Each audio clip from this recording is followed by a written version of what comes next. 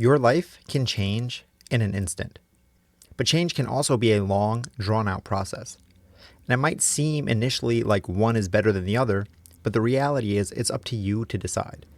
Some people face a rock bottom moment, like being diagnosed with a chronic illness, a near death experience, or losing a loved one, and they change everything instantly from that moment on. But what do you do if you don't want to wait to hit rock bottom to create the positive change you're looking for in your life? Welcome to Change Made Easy. Changing your habits, routines, and behaviors is hard. We make it easy. I'm Paul Levitin, a fitness, nutrition, and mindset coach who's been helping people just like you live happier, healthier lives for over 15 years. Ram Dass said, "Everything in your life is there as a vehicle for your transformation." And that sounds lovely, and it can be true, but only if you make it so. A vehicle is only useful if it actually helps you get to your destination. A car won't do you any good if you don't know how to drive and you don't have any gas. So change doesn't have to be hard, but that doesn't mean that it won't be a challenge. And that's why I'm so pumped for you to hear this conversation with Jordan Tarver. Jordan is a best-selling author and an expert on change who teaches people how to move from feeling like a victim of change to becoming a force of it. This conversation will shake you loose if you've been stuck in a rut and get you moving towards your goals. Some of the topics that Jordan and I discuss are the importance of resilience as a skill, how you can start choosing change over staying stuck, and most importantly, Jordan gives his number one tool for creating real, sustainable change starting today. So don't miss that. This is definitely one of my favorite conversations to date. And with that, here is Jordan Tarver.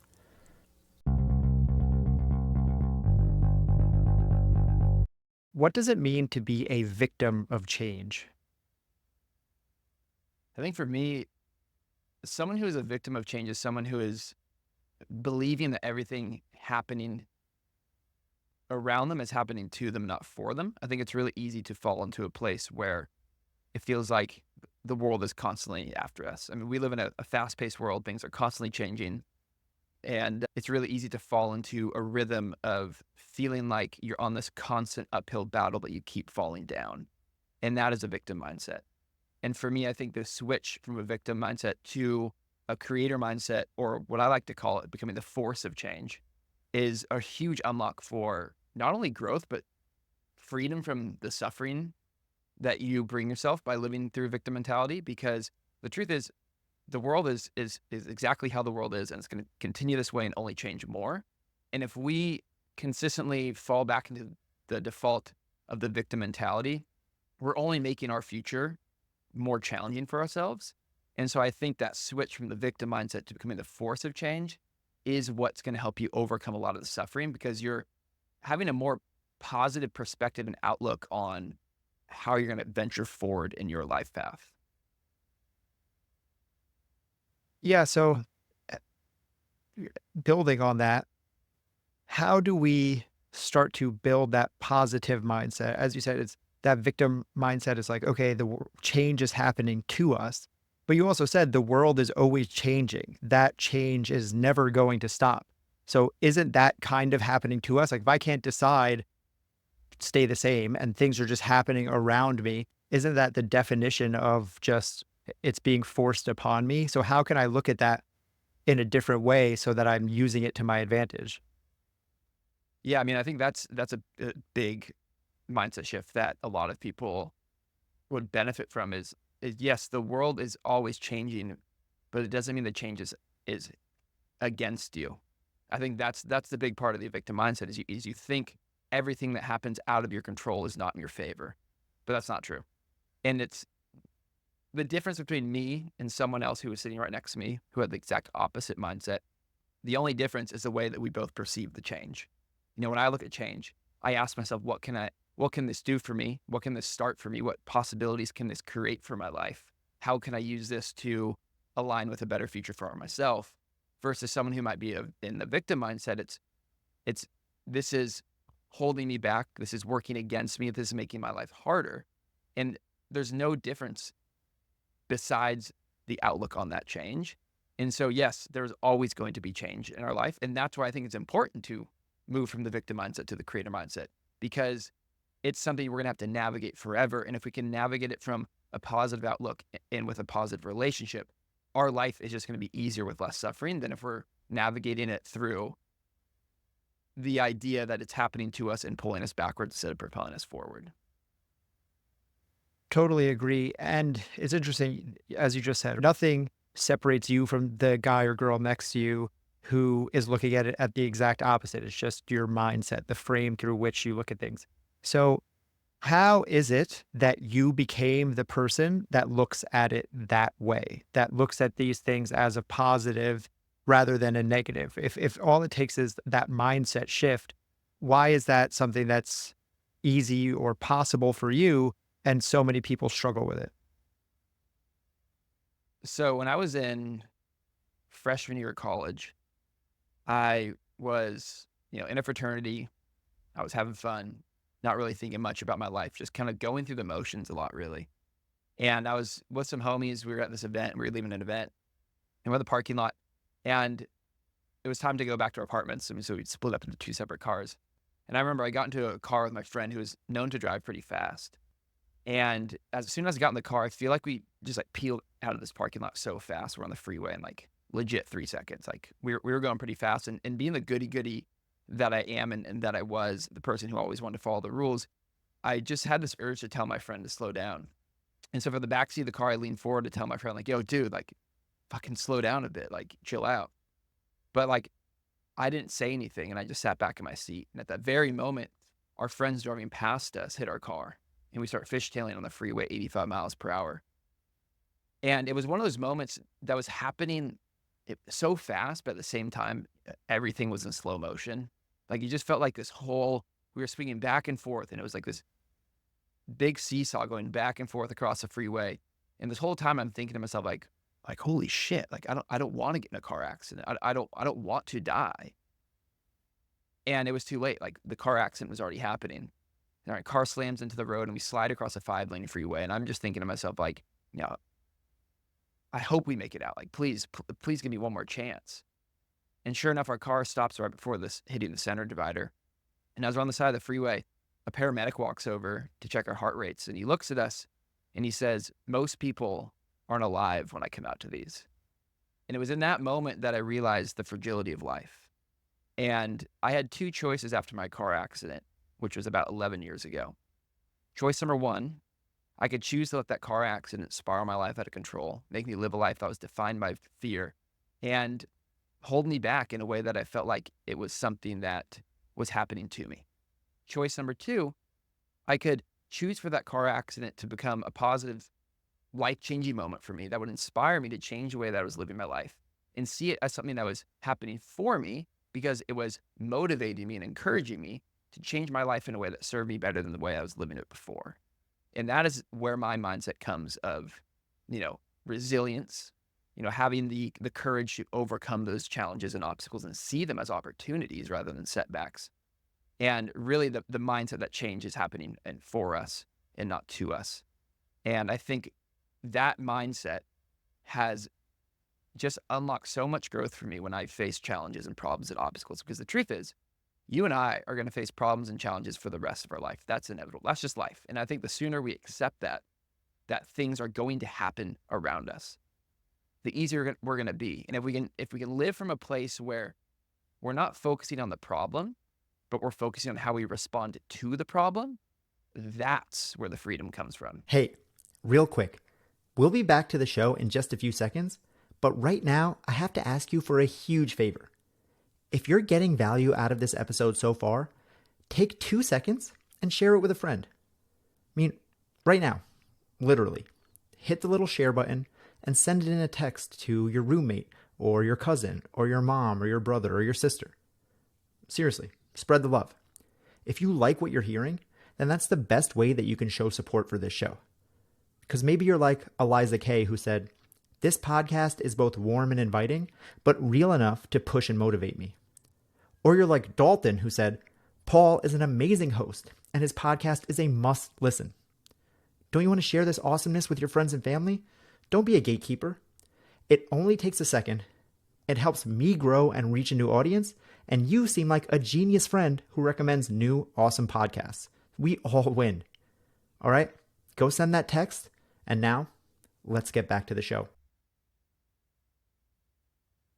Love all of that. Well, the last bit, not that you got into a car accident, obviously, but but I want to keep again pulling on this thread a little bit, because this to me is a perfect case study, because you said you were in that car in the back seat. So I assume there are at least two other people in the car with you.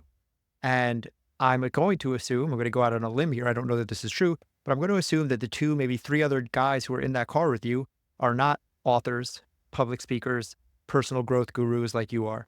So in that inflection point, in the hours, days coming right after that accident, like you said, you're like, I had a decision to make. But what was it that nudged you? What was the self-talk in your head that caused you to go left and take a different path, when very well they could have just been like, yeah, that was crazy, I had a car accident, and just back to drinking, back to partying, back to all the other things that everyone was doing?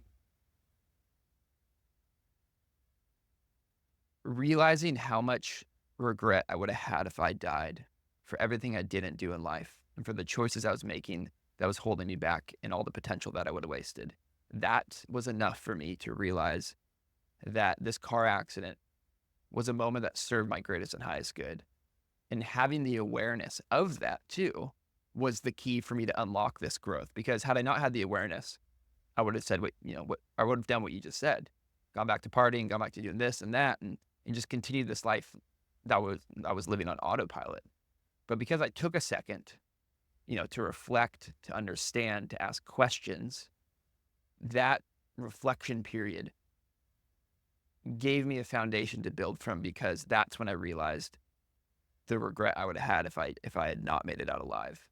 And that was enough for me to be like, hey, you know what? I'm going to change the choices I'm making. I'm going to change the way I live. I'm going to change my perspective, because when my day does come and I do die, I sure as hell be fucking proud about what I've done. So still 11 years ago, what does that look like in your day-to-day activities? You've made this decision. You're like, whoa, that could have been my last day. Like I could have lost everything. I'm ready for change. For the people listening, like, what does that actual change look like in your activities, your habits, and your routines from the very beginning? Well, I think the biggest thing, I know I mentioned this earlier, but this car accident is what inspired me to build a mindset of resilience.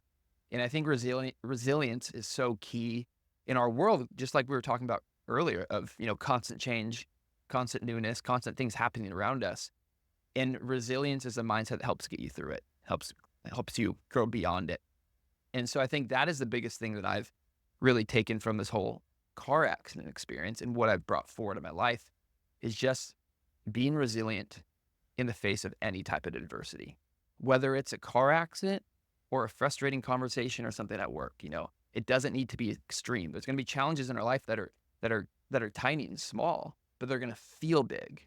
But if we have the resilience to stop, recognize what's happening, ask ourselves how to respond, and also give ourselves the courage to actually overcome it and tell ourselves that we can overcome it, I think that's like something that I've really tried to bring forward in my life, is the ability to respond in a way that helps me grow and not in a way that's going to set me back. And that has like manifested in my life in many different ways, but a lot through my choices. Like something I talk about a lot on stage is choosing change, which really is a philosophy about making choices and changes that get you to a future state that you really desire. And so that resilient mindset has really manifested into becoming very intentional with the choices I'm making, whether in the face of adversity and challenge, or just being like, hey, I want this to happen in my life, or I want to change this about my life. It all comes back to those choices I'm making and the changes that I'm choosing, because that's like what's getting me to the person I want to become and the life that I really want to build for myself. Yeah, choosing change is huge, and building that resilience. If you think of that as a muscle and something that you're continually building, someone with a strong resilience muscle is going to be more resilient and thus For more sure. likely to deal with the inevitable bumps and bruises that life is going to throw at us. But something that I know that you're always working on, and something that you're proud of, that you've cultivated in yourself, is your deep connection to yourself.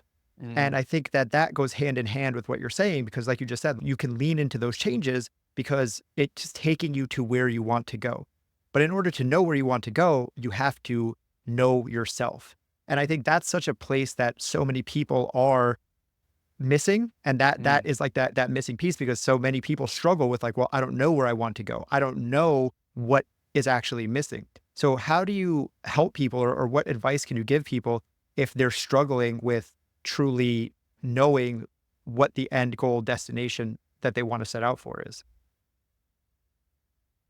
Yeah, and this has been a big journey for me. It really started my journey of self, deep self connection in the summer of 2016 when I went on a solo backpacking trip.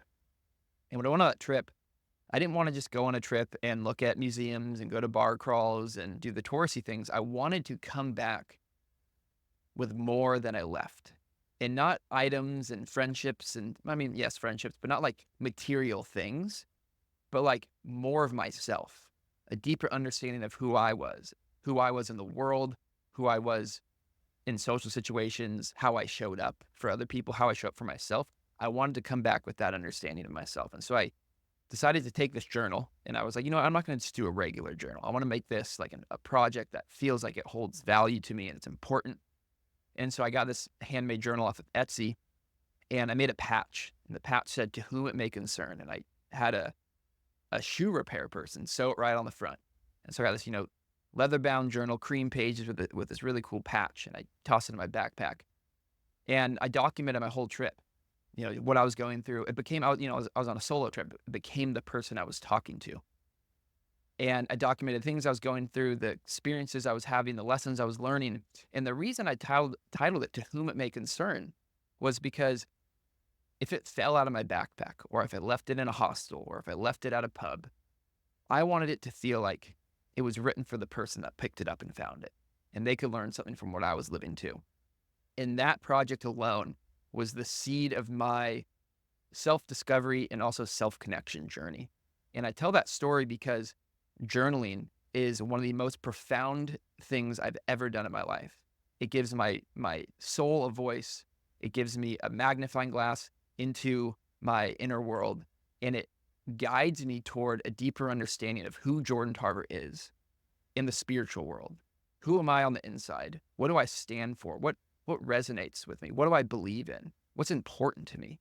And it's those things that have allowed me to unlock that self-connection that I'm so proud of, that give me that clarity of what I want my life to look like, how I want to show up in the world for others, what service do I want to provide for people. And I think if people can start there, if people can start unpacking themselves through a writing exercise, that is a simple and free practice that will change the entire course of your life. And I fully, fully believe that because it's done it for me. 100% agree. I've done, I mean, well over 100, closing in probably on 200 of these interviews. And I always ask, which I'll ask you at the end, spoiler alert, for an action step to leave with listeners. And the one thing that's been mentioned the most times is some sort of journaling or writing practice as like as an easy, actionable step that anyone can take right away. So I totally am on board with you. But I want to, again, for the listener, for someone who's, all the things that you're saying sound great. And they sound great when I hear Tony Robbins talk about them, and when I read Simon Sinek talk about it, and all of the different people who talk about this stuff. But what is the benefit that you get out personally? How is your life better being more connected with yourself, having a deeper understanding of your vision, or all these different things? Like, what is the end result when you're saying something like, well, like, I choose to be more resilient in my Yeah, mindset? It's all work, right? And for people, sure. we have enough on our plates, we have enough going on. So what is the thing that you're getting out of this that makes the juice worth the squeeze? So I think when it comes to connecting with yourself, me personally, there's personal fulfillment. I feel more fulfilled because I'm living a life that is authentic to myself. And that is actually one of the top 5 regrets of the dying, that they didn't live a life that was true to themselves. And so not only is it personal fulfillment, but it's less regret when I get to my deathbed, because I can look back and I can be like, hell yeah, look what we did. Look what we created. Look what impact we provided, and look what positive footprint I left behind. I also think there's less anxiety and worry of the future, because if I have a clear vision of the future, I don't need to worry about it, because I can trust that I'm going to get there as long as I take the steps that align me with it. And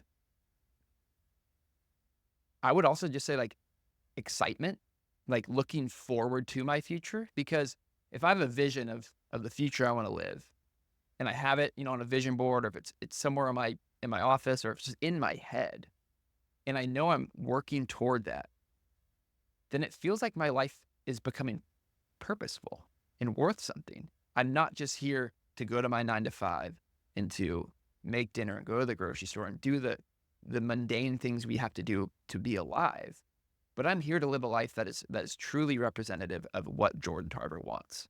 And I think that alone is enough for me. Like, if I can forge a path and take a shovel and dig that path that is my path, that's exactly what I want out of my life, because it's my life. And that's the thing. I think we forget that this is your life. This is my life. To the listeners, this is your life. Like, make it your life. Don't live for other people. Live for yourself. And you do that through connecting with yourself, through understanding what you want, what you value, what you don't like, what you don't value. Because I think a lot of times with this whole follow the things you love, find your passion, connect with yourself, we forget a big part of that journey is understanding what we don't like, understanding what doesn't represent us. Because when we know what doesn't represent us, or what we don't like, removing that gets us closer to a life that is fully representative of who we are at our core. And when I think about that kind of stuff, and I think about the self-connection, to me, I wouldn't want to live a life without any of that.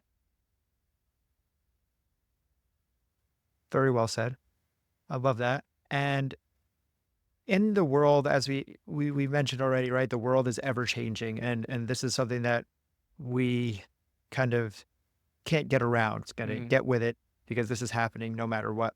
But in a world that's ever changing, and a growth journey that theoretically never ends, because there's always more to do, how do you stop yourself from falling victim to moving goalposts? But I think that's where life's fun. It keeps it interesting. If there wasn't anything else to do, I would just feel bored.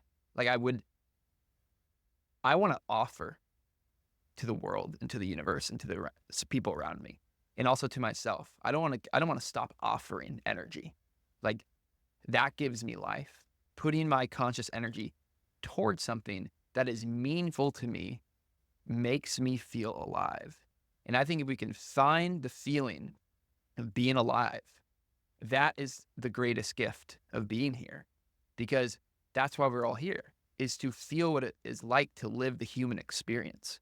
And so people that think, the goalposts are constantly moving, I'm never going to meet this destination. It's like, stop focusing on the goalposts and focus on the journey to get there, because that's where the joy is found.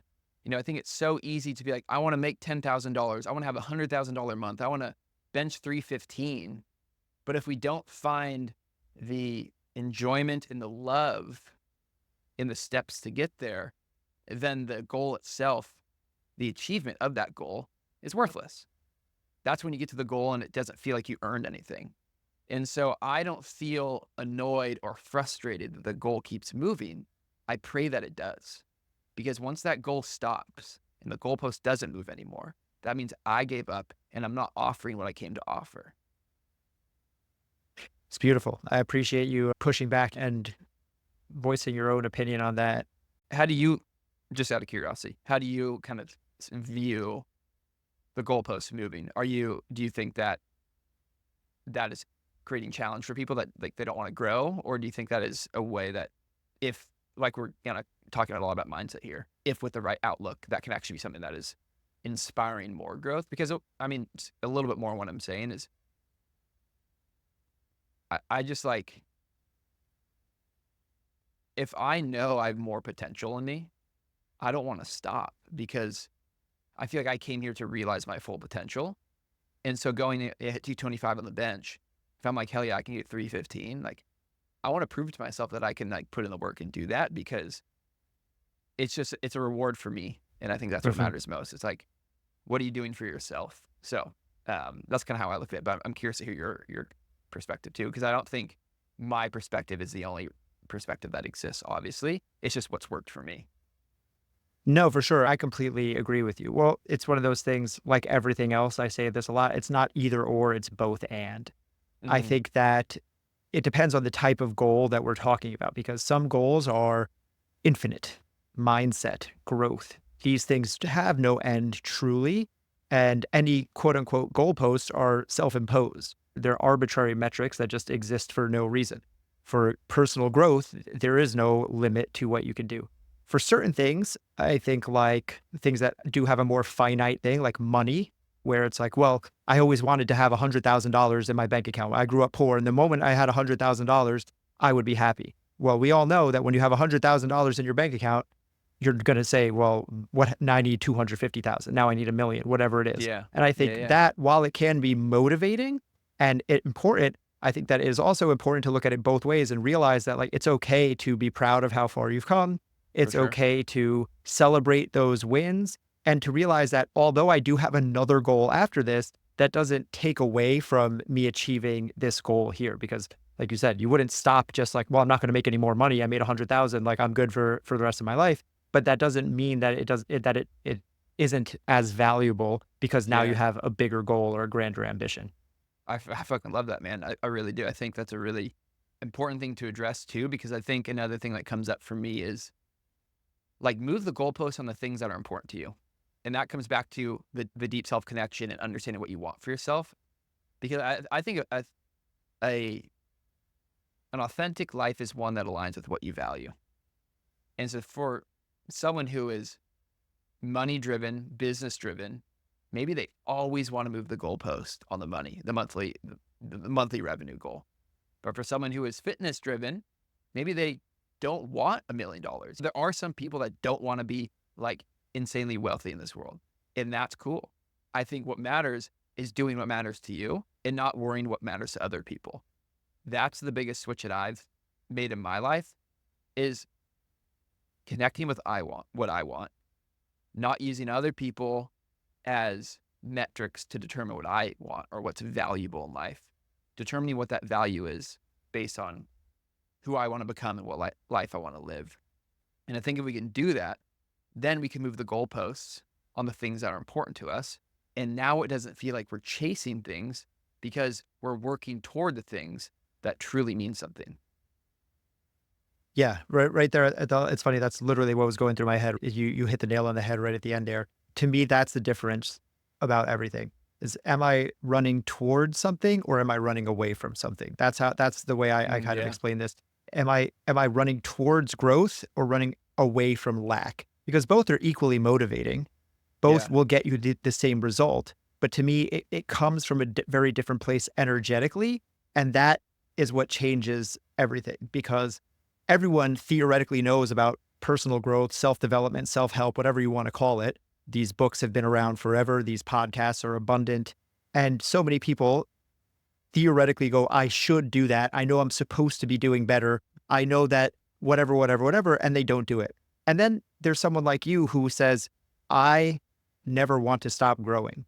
I want to live the highest version of myself. I want to be able to give the most to others around me. And I know that to do that, I have to be at my peak physically, mentally, emotionally, spiritually. It's the same thing, the same end result, which is pouring into yourself, doing the practice, doing the journaling, doing the motivation. But one of them somehow becomes a thing that you can lean on and that actually does motivate you. Where the other one, where you're running away from things, I call it jet fuel. It burns super hot, but it burns out very quickly. And that's why people who will try to hate themselves skinny or people who want to be successful just to make their dad wrong. The thing is, Yeah. very rarely do those things work out in the long run. Those things can work for short-term goals. I can just starve myself to lose 20 pounds, but I can't starve myself to be healthy for the rest of my life. Right. I can just be angry and start a business that I'm going to try to make as much money in the next year or two.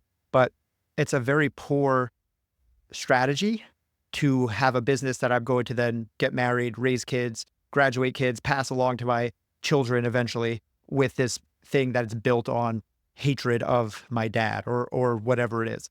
But all of this comes back to that thing that we've been already talked about, knowledge of self and knowing what you truly want, what you want to do. Because as you said, you're like, I want to be able to give more. I want to be able to be the person that I know I can be.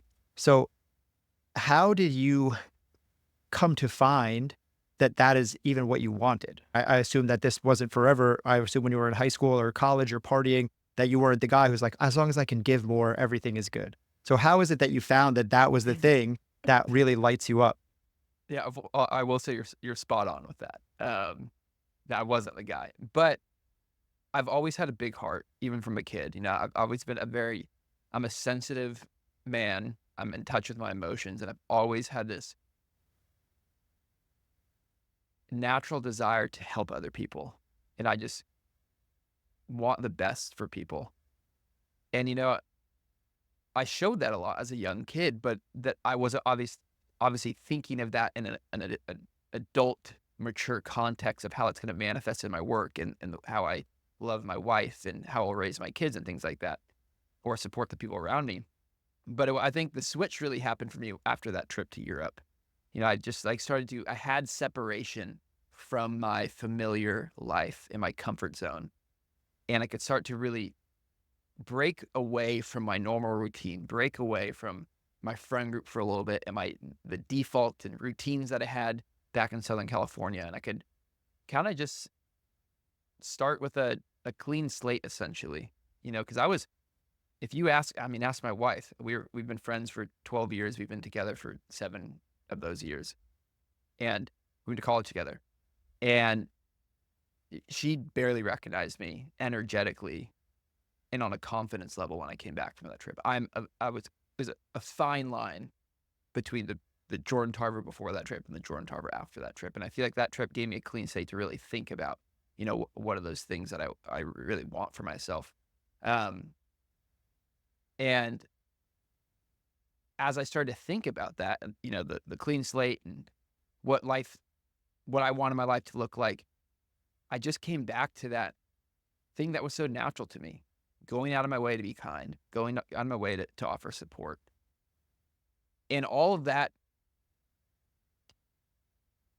knowledge or understanding of myself came through the reflection in my journaling, because it was very clear, it was coming through a lot, that these things were valuable to me. And it was just like there was a seed I was planting through the journaling of it becoming a bigger and bigger theme for me in my life. And I could write a fucking book on how much I love journaling, how much I think it can change someone's entire life. I have right here, my journal is right here every day, just a page, but it gives me a lot of understanding.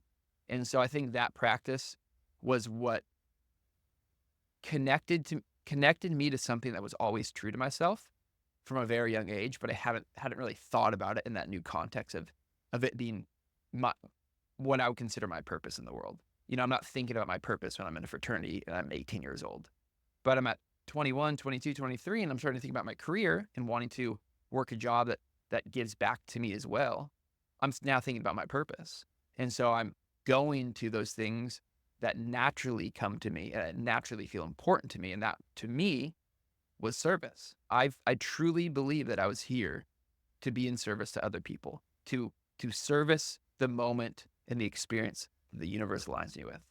Like, I fully believe that. And that's why I do the work I do, because that gives me ultimate fulfillment. If I can provide a resource, provide support, or provide a voice, or hear a voice, or listen to someone and give them the ears that they need in that moment, to me, that's enough. Like, that makes me feel like I am exercising my potential and I'm truly fulfilling what I'm here to do.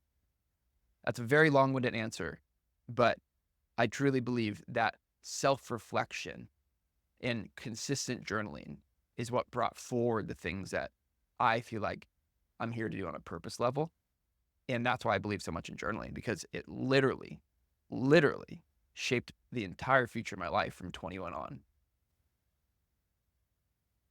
So it's interesting as you're telling that story, as you said, you left the country, you went backpacking by yourself. It was a complete break from everything, your group of friends, your normal routines. And as I've already said, it's neither either or, it's usually both and.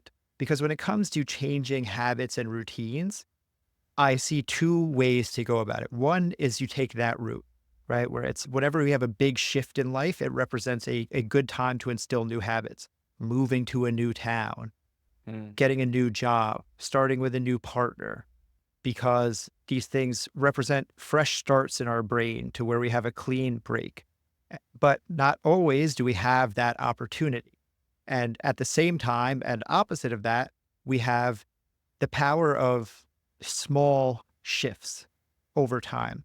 So I'm curious, how do you see those two things and how do you use small shifts when you don't have the opportunity to completely reinvent yourself?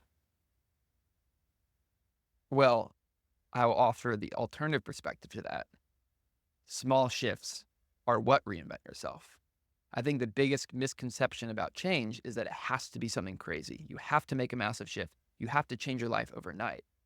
But the way it works is the compounding effects of small decisions and small choices over time. And so I believe small shifts are the things that make the biggest difference.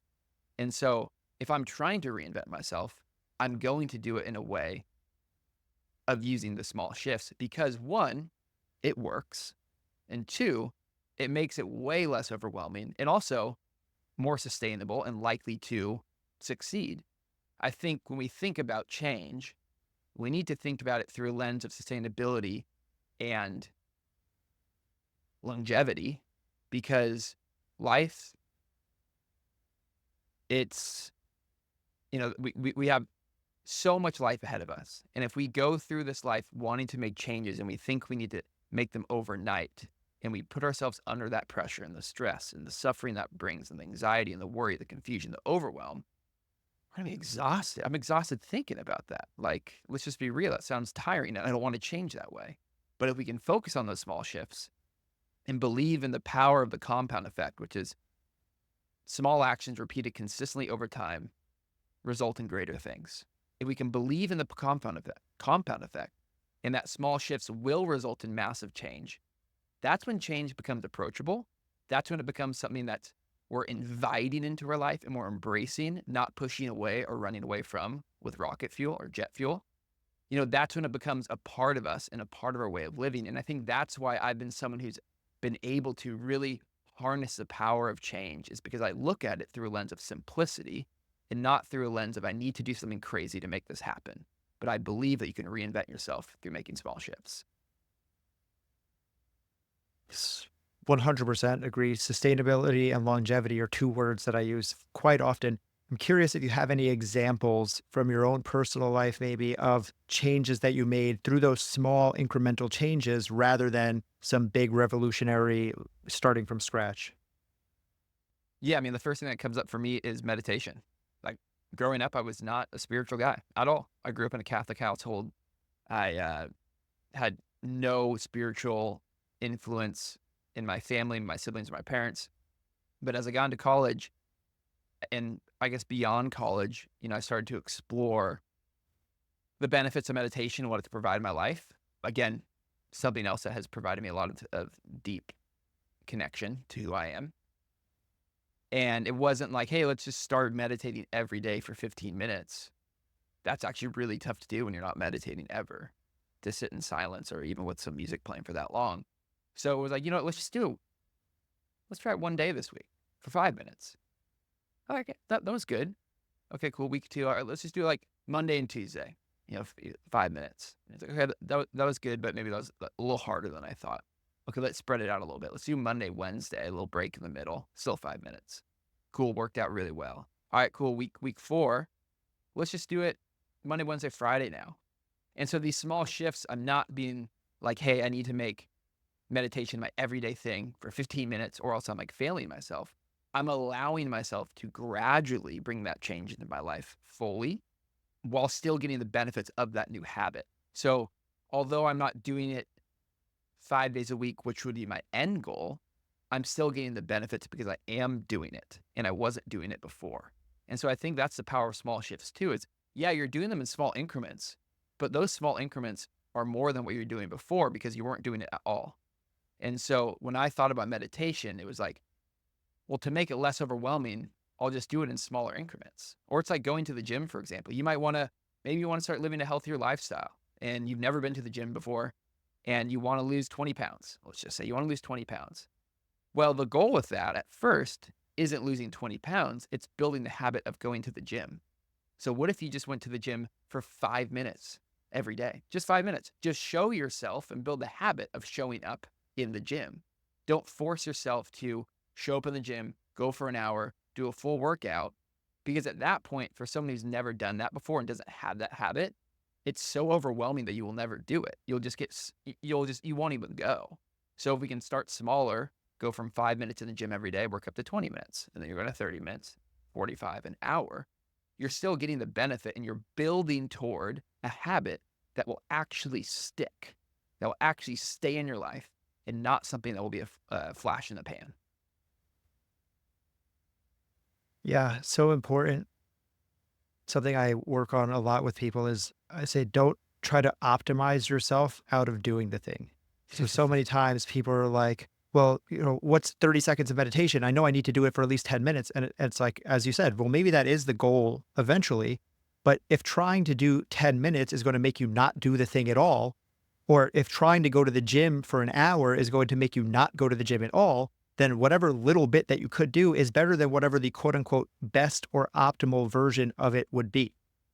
Done is better than perfect. And that's when we're talking about these habits, again, like going back to kind of what we touched on earlier, is that like, if this is a short-term goal, then sure, you can just grit your teeth and bear it. You white knuckle your way through it. When you're talking about just general wellness, health, wealth, relationships, the three big pillars of life, these things have no end sight, right? The goalposts are always moving. And for those things, small and consistent, sustainable over time is the thing that moves the needle. It's not this big foul swoop. It's not changing everything. It's doing it in a way that feels good, that you can, as to use your words, feel excited about. And I think that's so important, is to have to want to do the thing. So many people are trying to force themselves to do a thing that they don't actually want to do.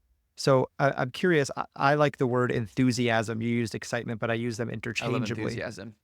Right. So it's like, because I really feel that way. It's like you, to me, again, it's very hard to get yourself to do something that you don't want to do. But when I say that to people, they're like, well, I don't want to do X, Y, and Z. I don't want to meditate. I don't want to journal. Like, how do I get excited about something? So when it comes to these things that theoretically are good for us, how do we get excited about them if we haven't felt the power? Because now you're excited about journaling because it's changed your life. But I would imagine on day one, you weren't as excited. So how do you get that initial momentum? Well, a couple things come up for me. Number one, momentum is created by action. Momentum does not exist without taking a step, whether it's the 5 minutes in the gym step or it's a full hour. It has to be forward for the first domino to fall. And once the first domino falls, we all know what happens to the rest of them in the line. They all fall over. And so when I think about things like this and like, oh, I don't want to do it, or I'm not excited, or I don't have the enthusiasm quite yet, or haven't felt the change it provides my life, you just have to do it. Like, you just have to, that's just how life is. There's going to be things in life where you're like, I don't know if I really want to do that, but I'm interested in it.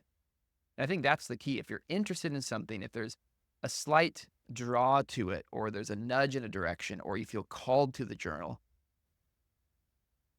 try it. Because that's when you find out the things you love. And the best part, if you don't like it, don't do it again. It's your life. Design the life that you want to live. And I think that's the important part of finding new habits and doing things, is making sure we're doing them in a way that makes us excited about it. So maybe we're not yet excited about what journaling has done for our life because we haven't experienced it yet, but we can be excited that there is this opportunity of growth that it can provide us if we commit to it. So for me, it's, for example, we'll go back to meditation. I obviously hadn't experienced what meditation could do for me, but I was aware of the effects on a scientific level, but also from stories and things from friends and their personal experiences with it. So that drew me in, that made me lean in with some curiosity. And I think that's the important thing, is to follow that curiosity. Don't make a decision before you try, because you don't have the evidence of what it did for you or what it didn't do for you. And so I think it's like, we just need to, if there is a draw to something, we need to take action before the negative voice in our head tells us not to do it. And that is going back to the small shifts. Don't overwhelm yourself. Just write 3 sentences, write 3 things you're grateful for in a journal one day. It doesn't need to be this revolutionary long journal prompt that's pages and pages long that explore your deepest inner world and unpacks your spiritual voice and all these things. Just write down 3 things you're grateful for. It's the simplicity that will get you bought into it, and that will then evolve into a bigger habit over time. But I think in anything, if you feel the draw, it's always worth answering that call just for a second to see like what it provides you.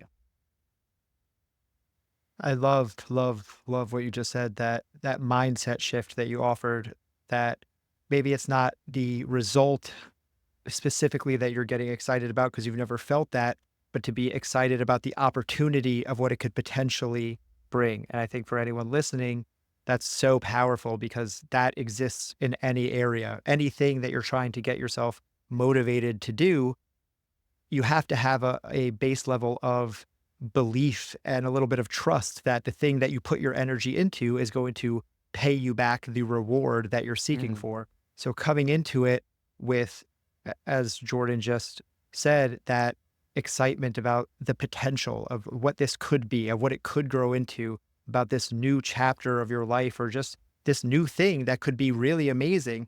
That is that trust that you don't have yet from the result, but you're getting it from a different place. So I really appreciate you offering that, Jordan, because I think that in and of itself, if someone takes nothing else away from this episode, that it could be a really powerful tool that could actually change people's lives. And I want to know, what is the change that you want to see in the world? The change that I want to see in the world is people being open to change. A change in the conversation around change. We have built up this negative reputation of change. And in a world that's moving faster than ever before, a world that's never going to be stopped changing, we are setting ourselves up for suffering. We are setting ourselves up to be stressed out, to be anxious, to be confused, to be overwhelmed for the rest of time. And so I believe if we can switch the conversation around change to something that is more hopeful, that is more positive and uplifting, and see the opportunity and see the possibilities that change can provide, it would help mass amounts of people end that suffering, because they're not going to worry about change anymore. They're going to be looking forward to it. Well, I mean, you've come to the right place for a conversation like that, huh? Um, last question.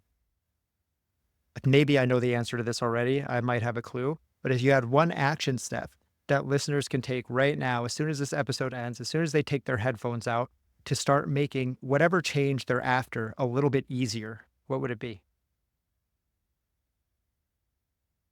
I think the one thing people can do to make change easier is to reverse engineer the change a bit and chunk it down to a smaller action.